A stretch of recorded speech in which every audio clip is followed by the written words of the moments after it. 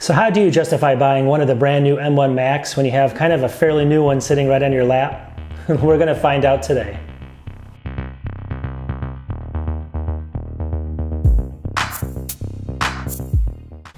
Alright, so this video is going to be a little bit different. If you watch my channel, please subscribe if you can. I'm a small channel. Long story short, I make things that are a little bit different. I'm not a huge reviewer, so I can't compete with the big tech reviewers. I can't, buy the newest hardware all the time. So I do a little bit different content, and this is one of those things I like to do.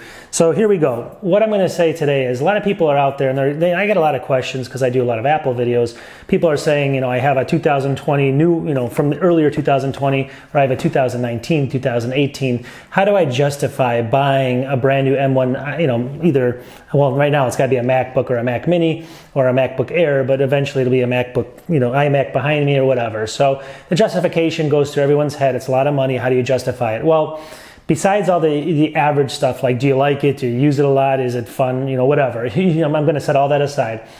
A lot of people kind of look at other people online and they kind of rag on them. They say, well, that person is spending, I just saw them spend $4,000 on a computer. I can get almost the same thing for $2,000, or I can get a Windows machine for this or that or whatever. So what I want to do is just show you, this is a quick video, and it may not help anyone. It may help some people. I don't know. But it's just going to show you a justification process. I'm a YouTube editor, and I do between 150 and 200 videos a year. And I'm actually not making barely any money at this. So there's a lot of businesses that do. And so I'm going to just show you a quick justification that I use on my own sense. And when should I upgrade the equipment? How much should I spend? Is it worth it or not? So it's going to come down to your time and what you value your time at. And there's, simple formula once you actually have those numbers put together.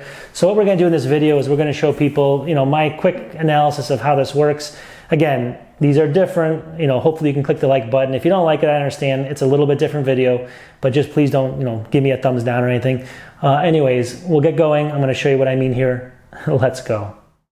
All right, so really quickly, let's take a look at this. Now, before I get into show you exactly how much money, why it's worth it sometimes to buy that upgrade, how much money you can actually save, I'm going to show you a formula. Let's just go through really quickly. Why don't you buy a new M1 iMac? Number one, basically, you bought an iMac in the last 3 to 4 years and are having no issues.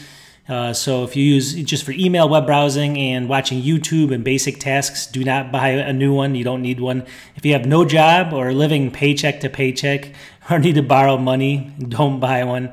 If you're not if you're not using the new machine to make money in some form or fashion, or obviously if it's just not for a business, don't buy one if you have a current one. And basically, finally, if you don't need Mac OS and you can get by with maybe a different Windows computer, I would say don't buy one. Now, the reasons to buy a new one, and this is kind of what we're going to be getting into, is number one, you have more money than you know what to do with. So you can go ahead and go buy the new M1, even though you have one that's only 2 or 3 years old. Go ahead and do that. That's more up to you, and more power to you. Now, the main reason why you would actually want to buy one, though, is you can use the computer to work, and it provides you with a direct return on your investment and a direct income, and you're making money from it. So that's what I wanted to go through today, is just show you that this is really what it's all about, is making money with this. You're going to be shocked to see how much money you can make here. Let's get into it. I'm just going to show you a simple algorithm and show you how much money you can save and basically make if you're using this for work by buying a faster system. All right, before I actually show you how much money you can save per year and over 3 years if you use the M1 versus a normal MacBook, I want to go ahead and show you this video just to show you the difference in time. This is actually a video from Max Tech online. It's a great site. Go check them out. I'm just going to show you a little snippet of what they came up with. Let's hear what they say here. It's only going to be about 10 seconds or maybe 20 seconds. It's from Max Tech. Let's see what they say here, and then we'll bring those numbers together. Okay, finally, we're at 99% done.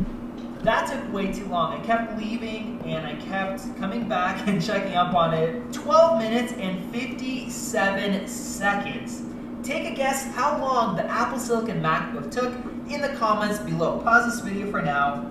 It took 3 minutes and 19 seconds. That is 3.9 times faster. Massive. All right, let's look at this slide to see how much money I can actually save just being a basic YouTuber. So, and this is just basic YouTubing. It's not even like a full business. So I'll assume I save 15 minutes per video, and you can imagine even everything else will be faster, even turning it on. So just getting the system, you're going to save even more time than that. But let's just use that for a basic. just a basic baseline. Remember, I'm just doing basic YouTube videos. I do about 175 per year. The third line there times 15 minutes I'm saving equals 2625. So 2,625 minutes saved. If you divide that 2,625 minutes by 60 minutes, you get 43.75 hours saved in a year. And then basically the last line is I took 43.75 hours divided by an 8-hour workday, and I'm saving about 5.47 complete work days saved. So let's see what that equates to in money. All right, in order to actually estimate how much I'm going to save, I have to estimate my own time. So if I'm working a workday, I have to assume a full workday. I might make around at least $200 a day. We can use just such as a nice clean number to use. So if that's the case, then I'm saving about $1,093 per year. But if I have that device, let's say I buy it, I'm upgraded that MacBook M1 and I buy it and I keep it for 3 years, I'm going to be saving $3,281. So you can see, an M1 right now is costing about either $1299, somewhere in that range, or even $999 if you buy the MacBook Air M1. So you can see the justification there. And if you can expand this quite a bit to a much larger, business or something, we're going to be talking maybe tens of thousands or hundreds of thousands of dollars. And there's the justification for the really high cost on these things. They just save you money.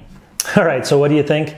So you can see just a little bit of time that, when people are doing videos like even YouTube people that are making, let's just say they're making $30,000, $40,000 a year. Some people make a lot more, some people make nothing.